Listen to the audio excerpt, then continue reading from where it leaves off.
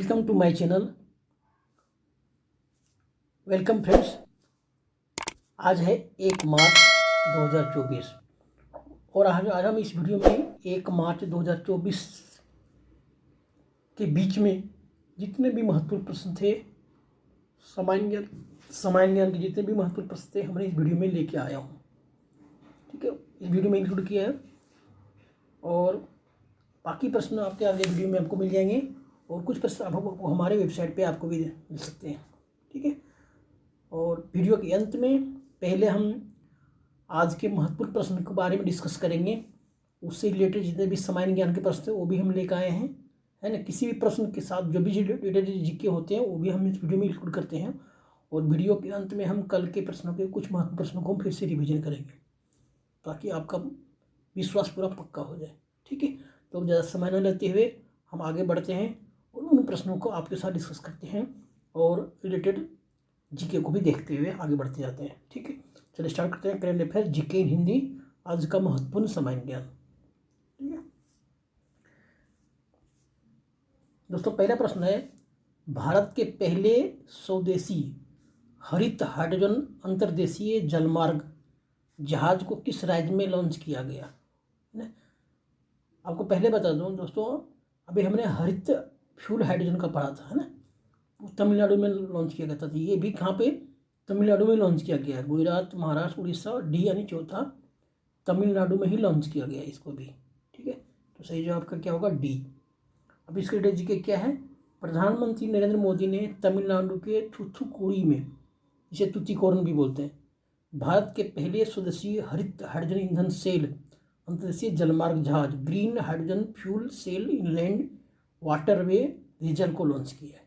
ठीक है, इसे कोचिन शिपयार्ड द्वारा डिजाइन और विकसित किया गया है। कोचिन शिपयार्ड एक कंपनी है ना। ये कहाँ पे? कोचिन में स्थित है।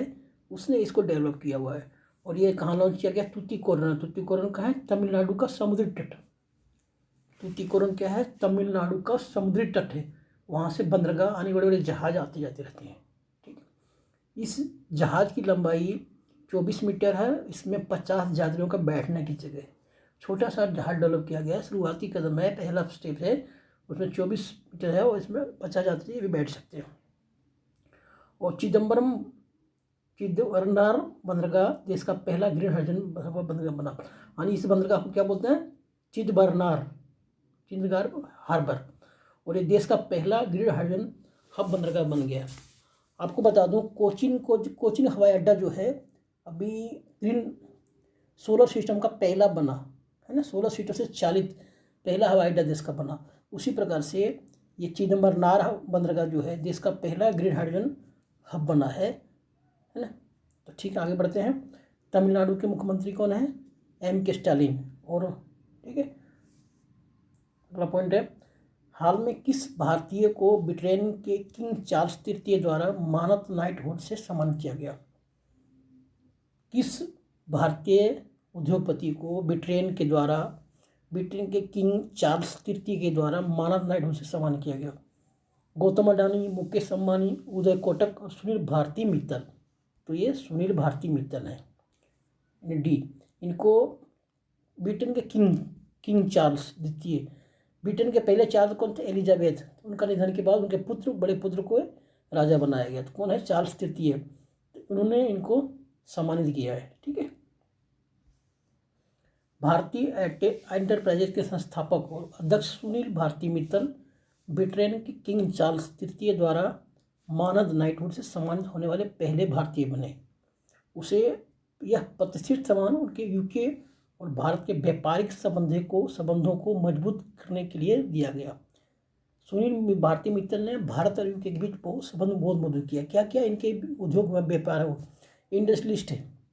ठीक है, तो इन दोनों के लेन देन में दोनों के विचार और दोनों देशों की संस्कृति का आदान प्रदान होता है। जब दो देश आपस में व्यापार करते हैं तो उनका संस्कृति का भी आदान प्रदान होता है, जिससे दोनों देशों के बीच के संबंध और गहरे होते हैं।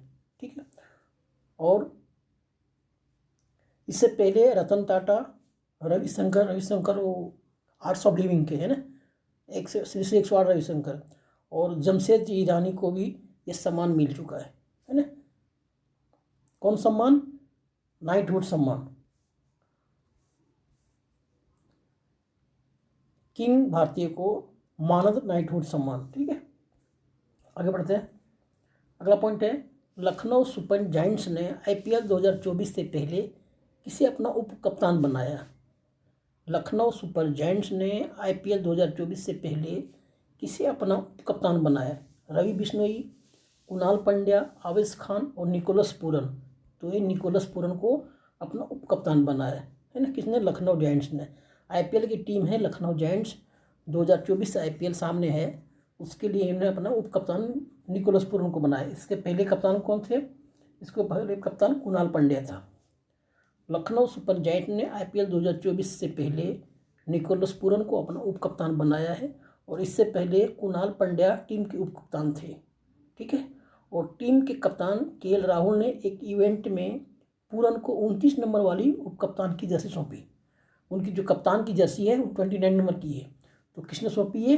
KL राहुल ने एक महोत्सव में, एक इवेंट्स में, है ना, किनको? निकोलस पूरन को एक जर्सी सौंपी 29 नंबर की। और त्रिनाद के क्रिकेटर पूरन विश्व स्तर पर 120 फॉर्मेट के प्रमुख खिलाड़ी हैं। ये तीनों फॉर्मेट में है। त्रिनाद मतलब तीनों फॉर्मेट में। तीनों फॉर्मेट कौन कौन सा होता है? T20, 50-50 और वनडे, 3 फॉर्मेट होते हैं क्रिकेट के, है ना। तो उसमें से तीनों फॉर्मेट में T20 फॉर्मेट के प्रमुख खिलाड़ी हैं। ठीक है, अब अगला पॉइंट है, PM सूर्य घर बिजली मुफ्त योजना। PM सूर्य घर बिजली मुफ्त योजना, मुफ्त बिजली योजना के लिए कितने करोड़ रुपये मंजूर किए गए सरकार के द्वारा? तो 50,000 करोड़, 60,000 करोड़, 75,000 करोड़, 90,000 करोड़। तो सरकार द्वारा 75,000 करोड़ की राशि मंजूर की गई है ना। तो जवाब होगा C होगा। ठीक है, PM नरेंद्र मोदी के नेतृत्व में केंद्रीय कैबिनेट ने PM सूर्य घर मुफ्त बिजली योजना के लिए 75,000 करोड़ रुपये मंजूर किया गया। इस योजना के तहत 1 करोड़ परिवारों को 300 यूनिट मुफ्त बिजली हर महीने दिया जाएगा। केंद्रीय वित्त मंत्री निर्मला सीतारमण ने 2024-25 के अंतरिम बजट में इस योजना को घोषणा की थी, और देश में रूफटॉप सोलर सिस्टम को बढ़ावा देने के लिए यह योजना शुरू की गई। ठीक है, अगला पॉइंट है, पेयू पेमेंट्स प्राइवेट लिमिटेड ने किसे कंपनी का अध्यक्ष और स्वतंत्र निदेशक नियुक्त किया? सोनी चटर्जी, विजय शेखर, निखिल कामत, रेणु सूद कर्नाड। तो इसका सही जवाब क्या है? D, रेणु सूद कर्नाड को पेयू पेमेंट प्राइवेट लिमिटेड ने अपना स्थायी और स्वतंत्र निदेशक नियुक्त किया है। ठीक है, global consumer internet group process की फिनटेक शाखा पेयू पेमेंट प्राइवेट लिमिटेड ने HDFC बैंक के निदेशक रेणु सूद कर्नाड को कंपनी का अध्यक्ष और स्वतंत्र निदेशक नियुक्त किया है। ठीक है, हाल में डेंगू बुखार के तेजी से बढ़ते मामले के कारण किस देश ने स्वास्थ्य आपातकाल की घोषणा की है? Chile, Argentina, Kenya, Peru. तो सही जवाब क्या है? D, है ना। सही जवाब क्या होगा आपका? D, है ना। यानी पेरू ने डेंगू बुखार के बढ़ते आपातकाल के मामले को देखते हुए देश में स्वास्थ्य आपातकाल की घोषणा की है ना। दक्षिण अमेरिकी देश पेरू ने डेंगू बुखार के तेजी से बढ़ते मामले को देखते हुए स्वास्थ्य आपातकाल की घोषणा की है। पेरू के 25 क्षेत्रों में से 20 में स्वास्थ्य आपातकाल की घोषणा लागू हो गई है। 4 से 5 क्षेत्र बचे हुए। पेरू दक्षिणी अमेरिका में स्थित एक देश है जिसकी राजधानी लीमा है। ठीक है,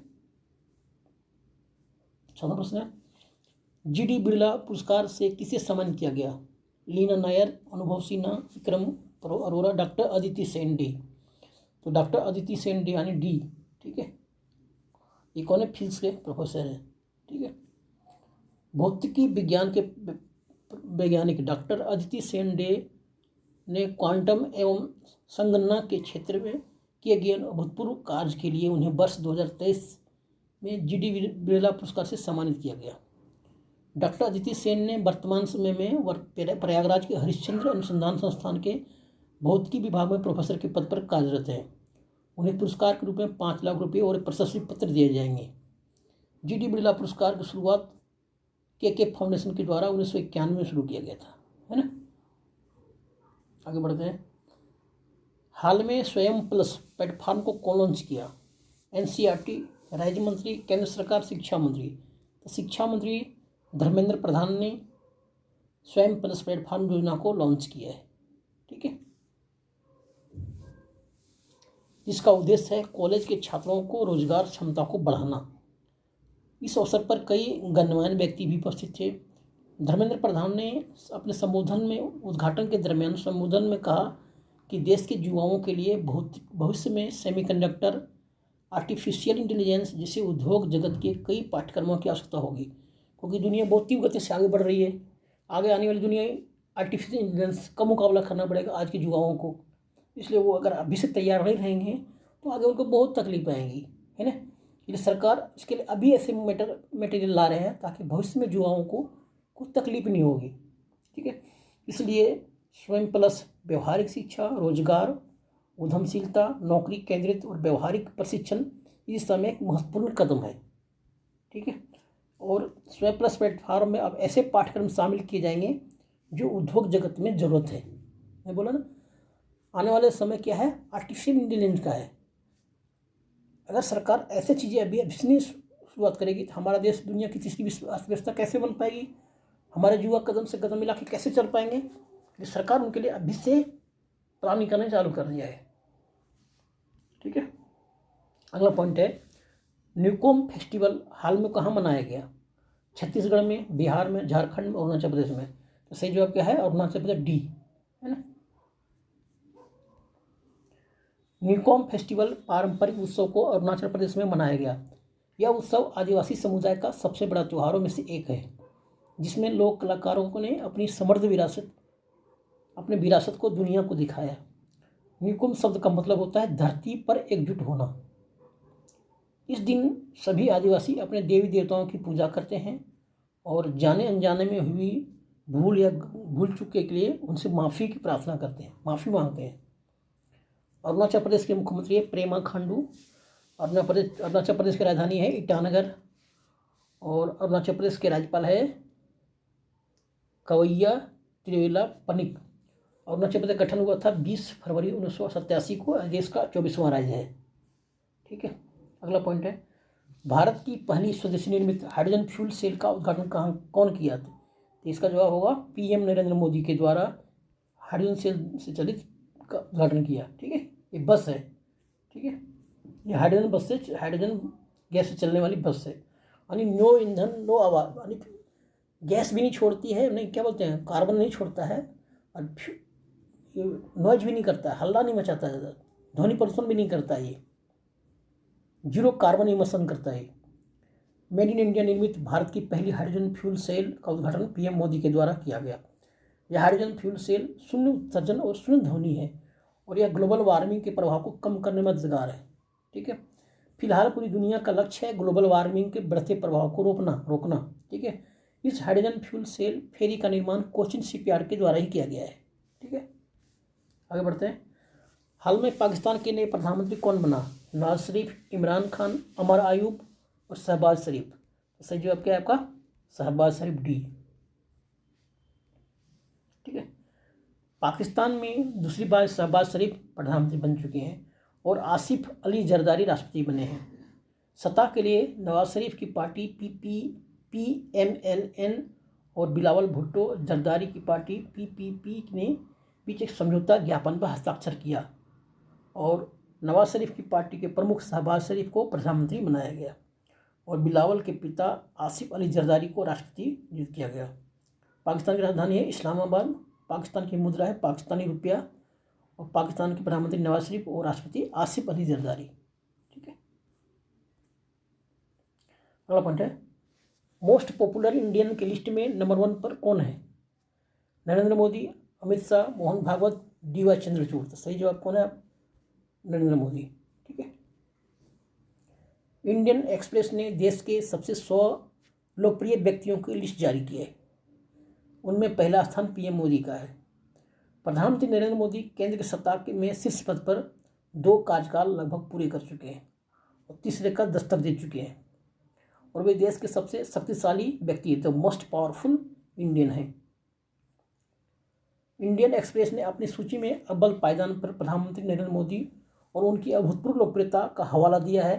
कोई भी प्रधानमंत्री 2 कार्यकाल के बाद लोकप्रियता के ऐसे शिखर पर नहीं रहा है उनके 2 कार्यकाल के बावजूद उनका कद भी बढ़ा है और वो पहले से भी कहीं ज़्यादा मजबूत नजर आ रहे हैं। शीर्ष 100 में शक्तिशाली व्यक्तियों की इस सूची में असम के मुख्यमंत्री देखो, नंबर 1 पे पीएम मोदी हैं, दूसरे नंबर पे अमित शाह है, तीसरे नंबर पर आरएसएस प्रमुख मोहन भागवत हैं, चौथे नंबर पर मुख्य न्यायाधीश DY चंद्रचूड़ हैं, 5वें नंबर पर विदेश मंत्री S जयशंकर हैं, 6ठे नंबर पे योगी आदित्यनाथ हैं, 7वें नंबर पे राजनाथ सिंह है, 8वें नंबर पर निर्मला सीतारमण है और 9वें नंबर पर JP नड्डा है और 10वें नंबर पर अरबपति गौतम अडानी है। ठीक है, उसके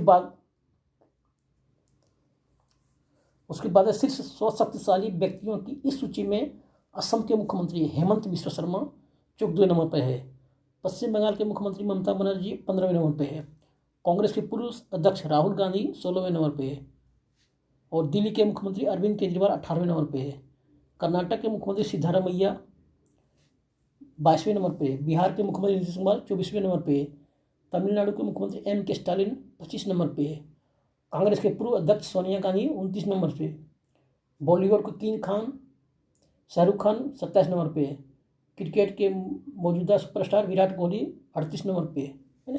तो ये इंडिया के मोस्ट पॉपुलर आदमी की लिस्ट सोची जा गया है इंडियन एक्सप्रेस के द्वारा। ठीक है, अभी अगला पॉइंट है, गूगल ने डूडल बनाकर लीप डे का स्वागत किया। लीप डे कब है? तो लीप डे क्या है ना, 29 फरवरी को, है ना। आइए लीप डे के बारे में शॉर्ट में समझते हैं। लीप डे क्या होता है दोस्तों? 29 फरवरी, आज 29 फरवरी, कल 29 फरवरी था, लेकिन 29 फरवरी हर साल नहीं आता है ना। सामान्यतः हर साल फरवरी 28 दिनों का होता है और इस साल हर चौथे वर्ष में फरवरी एक दिन 29 दिन का होता है और इस एक दिन अतिरिक्त जो दिन होता है उसे लीप डे कहा जाता है ना। तो कल जो था वो लीप डे था और वह साल में लीप ईयर कहलाता है। जिस दिन लीप ईयर होता है उस साल को लीप ईयर कहा जाता है। ठीक है, उस साल के 365 दिन होते हैं, लेकिन जिस साल लीप ईयर लगता है वो 366 दिन का होता है। यानी 2024 जो है वो 366 दिन का होगा। क्लियर? क्यों होता है उसके बारे में थोड़ा जान लेते हैं संक्षेप में। हमारी पृथ्वी सूर्य का चक्कर लगाती है ना, रात दिन चक्कर लगाती है, तब दिन और रात होते हैं और 365 दिन में चक्कर लगाते हैं तो क्या होता है, हम सामान्यतः 365 दिन गिनते हैं। ठीक है, लेकिन ज्योतिष के हिसाब से, वैज्ञानिक हिसाब से अगर देखा जाए तो पूरे साल में 365 दिन 6 घंटे और 9 मिनट में एक चक्कर पूरा करती है। ठीक है, तो इस चक्कर में लगने से 6 घंटे को हर साल नहीं गिना जाता है और हर चौथे वर्ष में से जोड़कर 24 घंटे एक दिन को वार्षिक कैलेंडर में जोड़ दिया जाता है। इनको नहीं गिनते हैं और 4 साल में इसको जोड़ के एक दिन बना दिया जाता है, यानी 365 से 366 दिन हो जाता है। समझिए? क्लियर? और इसी वजह से लीप ईयर को फरवरी में 29 दिन का होता है। क्लियर? इसीलिए लीप ईयर कहा जाता है इसको। अभी अगला प्रश्न है, हाल में फार्मासिटी परियोजना को रद्द करने का फैसला किस सरकार द्वारा लिया गया? तो तेलंगाना सरकार ने फार्मासिटी को रद्द करने का फैसला किया है। इसे जवाब क्या आपका? तेलंगाना सरकार ने, डी। ठीक है, तेलंगाना सरकार ने हैदराबाद में स्थित फार्मासिटी परियोजना को रद्द करने जा रही है। इसका कारण है कानूनी जटिलताओं, किसानों के विरोध और पर्यावरण संबंधी चिंताओं का हवाला देते हुए मुख्यमंत्री ने बंद करने का विकल्प चुना है। तेलंगाना की राजधानी है हैदराबाद। तेलंगाना के मुख्यमंत्री रेवंत रेड्डी, तेलंगाना के राज्यपाल है तमिलिसाई सौंदरराजन और तेलंगाना गठन हुआ था 2 जून 2014 को। ठीक है, अगला और अंतिम प्रश्न, निवेशक सूचना और विश्लेषण प्लेटफॉर्म को कौन लॉन्च किया? तो ये IIT मद्रास के द्वारा इसे लॉन्च किया गया है। ठीक है, किसके द्वारा? IIT मद्रास के द्वारा। IIT मद्रास ने निवेशक सूचना और विश्लेषण प्लेटफॉर्म को लॉन्च किया है। इस प्लेटफॉर्म से सभी हितधारकों के लिए वेंचर कैपिटलिस्ट और निवेशकों के नेटवर्क, सरकारी योजनाओं व स्टार्टअप क्षेत्र के कई अन्य घटकों तथा सुगम तरीके से पहुंचने को लेकर स्टार्टअप के लिए एक वन स्टॉप शॉप के रूप में कार्य किया जा सकेगा। ठीक है दोस्तों, इस वीडियो में इतने बात करते हैं। ठीक है, अच्छा रिवीजन कर देख लेते हैं। प्लीज वीडियो समाप्त हो गया और रिवीजन देखते हैं। इस चुनाव आयोग ने किसके साथ मिलकर मेरा पहला वोट मेरे देश के नाम शुरू किया है, तो शिक्षा मंत्रालय के साथ मिलकर, ठीक है। आयुष मंत्रालय ने आयुर्वेद को बढ़ावा देने के लिए किस देश के साथ समझौता किया? थाईलैंड के साथ में। राष्ट्रपति द्रौपदी मुर्मू ने किसे लोकपाल का अध्यक्ष नियुक्त किया था? अजय मानिक राव खानविलकर को, ठीक है। और आरबीआई द्वारा वार्षिक वित्तीय साक्षरता सप्ताह का आयोजन कब किया जा रहा है? तो 26 फरवरी से 1 मार्च तक, यानी कल तक। इस वर्ष का थीम क्या है? सही शुरुआत करें, आर्थिक रूप से स्मार्ट बने, make a right smart start, become a financially smart, ठीक, क्लियर।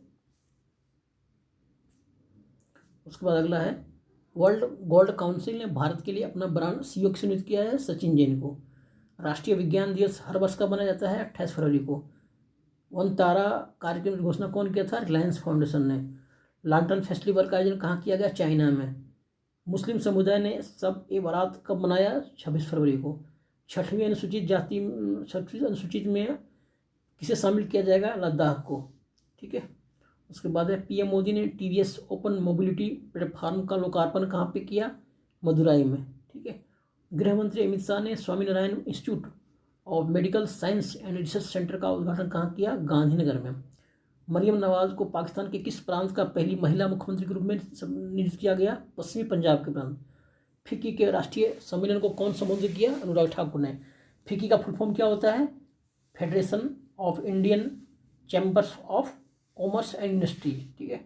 और फिक्की के अध्यक्ष कौन है? डॉक्टर अनीस शाह, ठीक है। किसने भारत स्टार्टअप इकोसिस्टम रजिस्ट्री और स्टार्टअप महाकुंभ की वेबसाइट और लोगों को लॉन्च किया है? पीयूष गोयल, ठीक है। थैंक यू दोस्तों, इस वीडियो में इतना ही। मिलते हैं अगली वीडियो में टॉपिक के साथ में। और वीडियो को लाइक जरूर कीजिए, सब्सक्राइब कीजिए और दोस्तों के साथ शेयर करना ना भूलें।